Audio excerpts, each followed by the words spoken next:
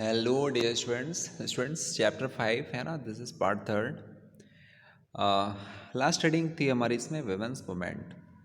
Women's movement का मतलब है कि महिलाओं का आंदोलन। ठीक है, महिलाओं ने किस तरह से आंदोलन किया और किस तरह से मूवमेंट किया, तब जाके उनको सारे राइट मिले। ठीक है ना, आप देखिए इसमें दिया women and girls now have the right to study and go to school. आज उनके पास ये राइट है, आज ये उनके पास राइट है कि वो क्या कर सकती हैं, स्टडी कर सकती हैं और स्कूल जा सकती हैं। देर आर अदर स्पेयर्स, अगर अदर स्पेयर्स की बात करें लाइक लीगल रिफॉर्म, सुधारों की बात करें, वायलेंस की बात करें, हिंसा की बात करें, हेल्थ की बात करें, where the situation of women and girls has improved, काफ़ी हद तक इम्प्रूव हो चुकी है। हिंसा भी, वायलेंस भी कम हो चुका है, हेल्थ सुधार भी, सिस्टम महिलाओं के लिए काफ़ी, आप देखेंगे कि कई सारे जो प्रयास रहे हैं, मेडिकल फैसिलिटीज भी उनको मिलने लगी है ना। Where the situation of women and girls has improved हो चुकी है। These changes have not happened automatically, आप कह सकते हैं कि ऑटोमेटिक नहीं हुआ ये कि सब कुछ बड़े आराम से हो गया। इसके लिए महिलाओं ने कड़ा संघर्ष किया है, स्ट्रगल किया है। उसी स्ट्रगल को हमें पढ़ने हैं कुछ पॉइंट्स में कि आखिर ये कैसे इम्प्रूव हो गया। वुमेन इंडिविजुअली अगर हम बात करें एंड कलेक्टिवली, चाहे वो सामूहिक कई सारी महिलाएं हों या व्यक्तिगत कोई महिला हो, have struggle to bring out, उस सभी ने संघर्ष किया, स्ट्रगल किया है to bring about the changes, इस परिवर्तन को लाने के लिए। This struggle is known as the women's movement, और यही स्ट्रगल किस नाम से जाना जाता है, वुमेंस मूवमेंट के नाम। तो एग्जाम में पूछा गया, मान लीजिए आपसे कि right about the women's movement, तो आप ये पूरा यहाँ से लेकर यहाँ तक नोट कर देंगे कि वुमेंस मूवमेंट इसे कहा जाता है। ठीक है, कि जब महिलाओं ने क्या किया है, चाहे वो इंडिविजुअली हो चाहे कलेक्टिवली हो, स्ट्रगल किया है ना चेंजेस लाने के लिए, उसी को हम वुमेंस मूवमेंट कह देते हैं। Individually women and women's organization from the different parts of the country, बहुत सारे वुमेंस ऑर्गेनाइजेशन बन चुके हैं कंट्री में जो वुमेन के सुधार के लिए ही काम कर रहे हैं। ठीक है ना, are part of the movement, इसी मूवमेंट के पार्ट रहे हैं।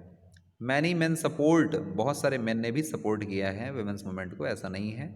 The diversity, passion and effort of those involve makes it will be vibrant movement. ठीक है ना, जो विभिन्नताएं हैं, ये सारी चीज़ें पैसन, उनका जो पैसन रहा कि नहीं हमें कुछ करना है, एफर्ट्स रहा, यही सब चीज़ें एक मूवमेंट को एक है ना उसमें जान फूंक देती हैं, है ना। कि अगर हम अब पहले से कोई इरादा बना लिए, इंटेंशन अपना बना लिए, तो वो काम हम करेंगे। Different strategies have been use to spread the awareness, बहुत सारी स्ट्रेटजी अपनाई गई महिलाओं के बीच में अवेयरनेस लाने के लिए, महिलाओं को एकजुट करने के लिए, क्योंकि बहुत सारी महिलाएं बाहर निकलती नहीं थी, ठीक है ना, डरती रहती थी। तो ये सबसे बड़ी प्रॉब्लम रही। तो इसलिए क्या किया गया, बहुत सारी स्ट्रेटजीज आप देखेंगे यहाँ पर, डिफरेंट स्ट्रेटजी है ना, have been use to spread, क्या स्प्रेड करने के लिए, अवेयरनेस। बहुत इंपॉर्टेंट बात लिखी गई, अवेयरनेस का मतलब होता है जानकारी। भाई अगर आप अपने राइट के लिए अवेयर नहीं हैं तो आप तो घर में फिर सोते रह जाएंगे ना, लेकिन आपको अवेयर करना पड़ेगा ना। जब आप अवेयर हो जाएंगे कि अच्छा हमें ये काम करना है, तो फिर आप जब एक दूसरे का साथ देंगे तभी ना वो कोई चीज़ आपको मिलेगी। फाइट डिस्क्रिमिनेशन, है ना, अंतर जो डिस्क्रिमिनेट हो रहे हैं उसके खिलाफ आपको लड़ना है। सीक जस्टिस, न्याय की खोज करना है। तो here are some glimpses of an on this struggle, कुछ एग्जाम्पल आपको मैं दिखाऊंगा इसमें, 4 पॉइंट्स। वो 4 पॉइंट्स आपको बिल्कुल रट लेना है, याद कर लेना है, क्योंकि वही एग्जाम में पूछे जाते हैं। एग्जाम में पूछा जाएगा वो कि what is the women's movement, women's movement क्या है ना, एक्सप्लेन करिए। तो जब एक्सप्लेन करने के लिए आएगा तब फिर हम लोग यहाँ से पहली हेडिंग हमारी यही हो जाएगी, कैंपेनिंग। पहली हेडिंग क्या हो जाएगी हमारी, कैंपेनिंग। वुमेंस मूवमेंट का जो फर्स्ट हेडिंग हो जाएगा वो कैंपेन, यानी महिलाओं ने कैंपेनिंग किया था, अभियान चलाया था, अभियान छेड़ दिया था महिलाओं ने। समझ में आ रहा है ना आपको, अभियान किया था। कैसा अभियान किया हुआ था, देखिएगा, पढ़ते हैं इसमें। Campaigns to fight discrimination and violence, जो वायलेंस होता था, हिंसा होती थी महिलाओं के, है ना, against the man, are important part of the women's movement. ये इस जो देख रहे हैं आप कैसे महिलाएं सारी जा रही हैं, और मैन भी हैं, मैन भी सपोर्ट कर रहे हैं, ठीक है ना। हर तरह की महिलाएं आप देख सकते हैं रोड पर निकल गई हैं। तो अभियान छेड़ दिया किसके खिलाफ, डिस्क्रिमिनेशन के खिलाफ, और वायलेंस जो हिंसा होती है, ये पार्ट रहा इसका। Campaigns have also led to new law, और इस कैंपेन का रिजल्ट ये रहा कि एक नया कानून बन गया, बीइंग पास्ड। कैंपेन चलाया गया तो सरकार की भी नींद खुली, है ना, कि भाई ये कैंपेन, महिलाएं इतनी बाहर रोड में क्यों निकल आई हैं, अच्छा इसलिए निकल आई हैं, चलिए कानून बना देते हैं इनकी सुरक्षा के लिए, ठीक है। अल्लाह एक कानून बन गया, अल्लाह वॉज मेड इन 2006। 2006 में एक कानून बना। अब आपके दिमाग में ये होगा कौन सा कानून बना महिलाओं के लिए? तो महिलाओं की सुरक्षा के लिए कानून ये बना, to give the women who face the physical and mental violence, यानी वो महिलाएं जो फिजिकली यानी मार पिटाई जिनके साथ लोग करते हैं, या मेंटल वायलेंस यानी उनको मानसिक रूप से प्रताड़ित करते हैं कि हम तुम्हारा ये कर देंगे, हम तुम्हारा वो कर देंगे, है ना, घरों के अंदर, है ना, विद इन द होम्स, घरों के अंदर, यानी आप जैसे घर है ना जो हैं सभी के, हम हमारे जैसे घर, इन घरों में अगर महिलाओं के साथ मारपीट होती है, मेंटल वायलेंस, इनको मानसिक रूप से प्रताड़ित करते हैं, तो उसके खिलाफ कानून बन चुका है। उस पुरुष के खिलाफ, उस मेल के खिलाफ, उस व्यक्ति के खिलाफ एक्शन लिया जा सकता है अगर वो महिला है ना कोतवाली चली जाए, ठीक है ना, पुलिस आप कह सकते हैं कि पुलिस स्टेशन चली जाए तो उस आदमी को पकड़ा जा सकता है, ठीक है ना। क्यों? क्योंकि 2006 में एक लॉ बन गया है और इसी को क्या क्या क्या नाम दिया गया है? Domestic violence. इसको नाम दिया गया डोमेस्टिक वायलेंस, यानी घरेलू हिंसा।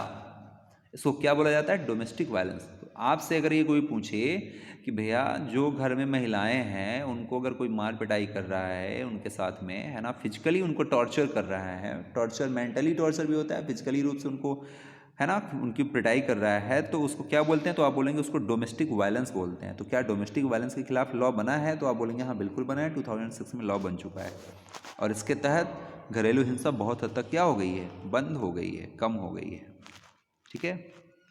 सम्मान देने लगेंगे, अरे कोई बात नहीं, ठीक है, ठीक है ना।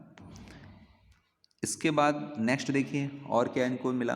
कैंपेन चल रहा है अभी, और कैंपेन जब दोबारा कैंपेन चला तो देखिए सिमिलरली आप देख रहे हैं इसके पहले भी कैंपेन चला था, सिमिलरली इससे पहले भी 2006 में ये तो बना कैंपेनिंग जिसमें डोमेस्टिक वायलेंस के बारे में आया, लेकिन इसके पहले आप देखें efforts made by the women's movement, women's का मूवमेंट आया, आंदोलन किया, तो सुप्रीम कोर्ट में जब मामला पहुंचा तो supreme court to formulate the guideline, supreme court ने गाइडलाइन जारी किया। गाइडलाइन का मतलब दिशा निर्देश बना दिया इन 1997 में। 1997 में याद रखिएगा डेट, 1997 में ये गाइडलाइन बनती है। किस लिए बनती है? To protect the women, women की सुरक्षा के लिए। अब वुमेन की सुरक्षा कहाँ हो रही है? Against the sexual harassment at work place, यानी जिस स्थान पर आप महिलाएं काम करती हैं वहाँ पर सेक्सुअल हरेसमेंट पाया गया। अब सेक्सुअल हरेसमेंट क्या है इसके बारे में बात करता हूँ मैं। And with in educational institution पर भी पाया गया, यानी वो महिलाएं जो घरों से बाहर आज निकली हैं, काम कर रही हैं किसी ऑफिस में, किसी स्कूल में या कहीं बाहर, वहाँ पर रहने वाले लोग उनको कुछ ना कुछ ऐसी बातें बोल देते हैं जो बातें उनको चुभती हैं, है ना, और वो कैसी अपील करती हैं? वो सेक्सुअली अपील करती हैं, ठीक है ना, कि मतलब वो चीज़ें नहीं बोलना चाहिए उनको, ठीक है। भाई तारीफ़ किसी की आप उतनी ही कर सकते हैं जितना सामने वाले को पसंद है ना। ज़बरदस्ती की तारीफ़ अगर आप कर रहे हैं तो इसका मतलब क्या है? तो ऐसा व्यक्ति जो इस तरह से कई चीज़ों को प्रमोट करता है, इनको सेक्सुअल हरेसमेंट का नाम दिया गया है। बर्बली यानी कि बोल बोल कर आप बोल रहे हैं किसी महिला को, है ना, जिसे कहते हैं ना कि आप कोई महिला जा रही है, आप उसको कुछ बोल रहे हैं, कोई महिला कोई काम कर रही है ना, आपके साथ में ही काम कर रही है और आपने उसके है ना, आपने कुछ भी उसको बोला जो उसको सही नहीं लग रहा है, तो एक दिन 2 दिन वो बर्दाश्त कर देगी, लेकिन जब बार बार आप उसको अपनी हैबिट में ले आएंगे ना तो it will be counted in A sexual harassment. और अगर कहीं उस महिला ने आपके खिलाफ कंप्लेन कर दिया तो 1997 में जो सुप्रीम कोर्ट का गाइडलाइन आया है उसके थ्रू आप सीधे आपके खिलाफ एक्शन लिया जा सकता है, ठीक है ना। तो आप जीवन में कभी नहीं बोल पाएंगे, ठीक है। तो इस वजह से अब आपको सोच समझ कर, है ना, बोलना चाहिए महिलाओं को, ठीक है, क्योंकि महिलाओं को राइट धीरे धीरे आप देख रहे हैं बहुत ज़्यादा मिल रहे हैं। बात समझ में आ रही ना। इन द 1980, अब 1980 की बात करते हैं। पहले हमने 2006 की बात किया, फिर हम 1997 की बात किए, पहले हमने किसकी बात किया? 2006 में, है ना, डोमेस्टिक वायलेंस के लिए लॉ आया। फिर उसके बाद 1997 में आपने देखा सेक्सुअल हरेसमेंट के लिए लॉ आ गया, कानून आ गया, सुप्रीम कोर्ट ने गाइडलाइन जारी किया। अब 1980 देख रहे हैं आप, 1980 जस्ट पीछे जा रहे हैं हम थोड़ा सा कि उसके पीछे क्या हुआ। 1980s में क्या हुआ उस दशक में, for example women's groups across the countries spoke out the against the dowry deaths. Dowry deaths बहुत बढ़ गए थे। डाउरी डेथ्स का मतलब है दहेज से मृत्यु। दहेज के कारण महिलाओं की मृत्यु होती थी, यानी दहेज, जिन घरों में महिलाएं दहेज लेके नहीं जाती थी उनके साथ में बुरा व्यवहार किया जाता था और उसकी वजह से कभी न कभी उनको फांसी पर लटकना पड़ा या उनको है ना जल कर मरना पड़ा या कोई और भी कारण। केसेस यंग ब्राइड्स जो नई नई है ना शादियाँ होती हैं, वो क्या हुआ, being murdered by their in law और है ना इन लॉ और husband greedy for more dowry, यानी एक लालची प्रवृत्ति जो आती है कि ज़्यादा से ज़्यादा दहेज। इसके लिए वुमेन्स ग्रुप ने क्या किया, बहुत सारे ग्रुप्स ने क्या किया, इसके खिलाफ लड़ाई लड़ी against the failure to bring these cases in justice. कहा कि जो नियम तो बना है कि दहेज नहीं लेना है, लेकिन इसके बावजूद भी दहेज पर रोक नहीं लग रही है।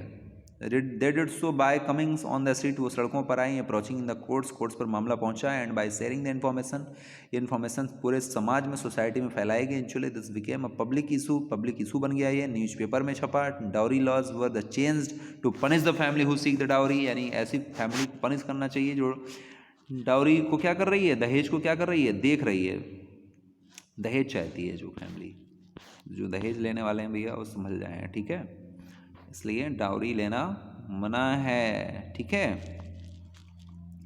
नेक्स्ट, तो पहली हेडिंग थी आपकी कैंपेनिंग, सेकंड है आपका रेजिंग अवेयरनेस। रेजिंग अवेयरनेस का मतलब ये है कि जो महिलाएं भी कुछ ऐसी हैं कि जो जिनको अपने अधिकारों के बारे में जानकारी नहीं है, उनको अवेयर करा के अपने ग्रुप में सम्मिलित करना, वही रेजिंग अवेयरनेस हो गया। An important part of the women's movement work is to raise public awareness of women's right issues, ठीक है, इंपॉर्टेंट वर्क हो गया था महिलाओं का, है ना।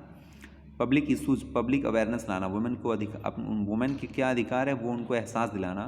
This message has been spread through the street place, song and public meeting, इस तरह से फैलाया गया। थर्ड नंबर प्रोटेस्टिंग का सीधा सीधा मतलब ये होता है, देख रहे हैं आप डंडा लिए महिलाएं खड़ी हैं, विरोध कर रही हैं, है ना।